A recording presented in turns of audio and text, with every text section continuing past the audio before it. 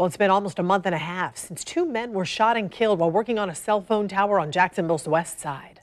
Now the Jacksonville Sheriff's Office says Crime Stoppers has raised its reward for new information.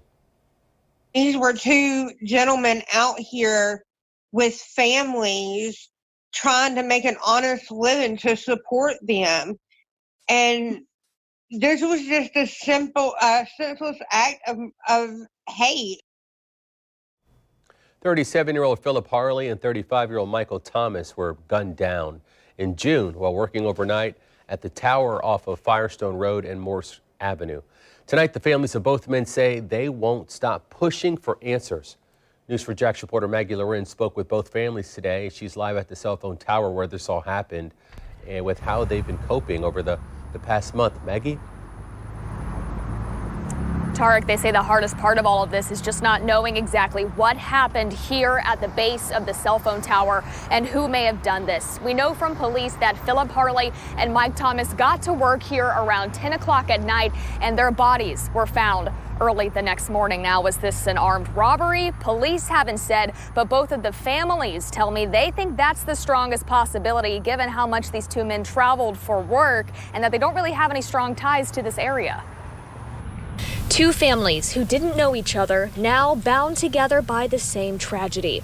Phillip Harley's father and Mike Thomas's sister say these were both two good, hardworking men killed in cold blood while trying to earn a living. Oh my God, he was so full of life. Nicole Gordon says her brother Mike grew up around Jacksonville but traveled all over for his career in telecommunications.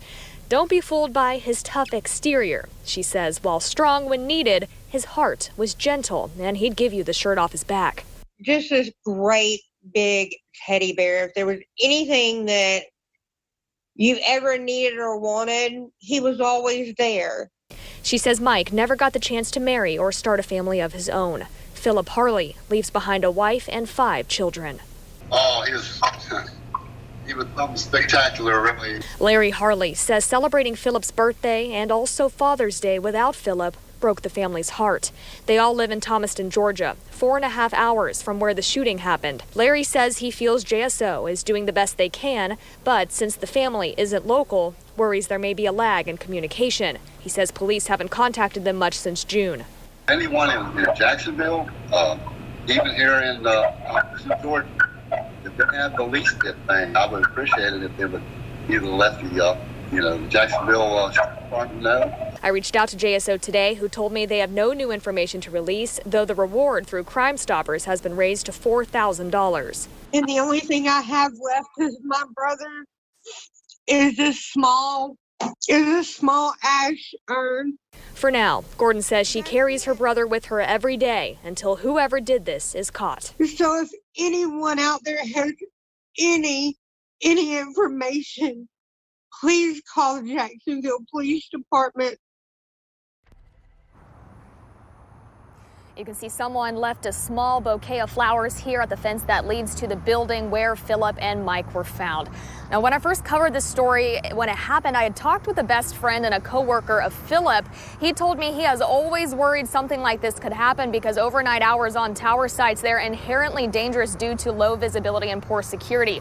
Both families tell me they have not heard directly from AT&T, but when I did first cover this story, a spokesperson for the company told me that this is very tragic and they are working with police on their investigation. Again, if you know anything that may help police or may help this family get some answers, you're asked to call JSO or Crime Stoppers. We're live on the west side. I'm Maggie Lorenz, Channel 4, the local station.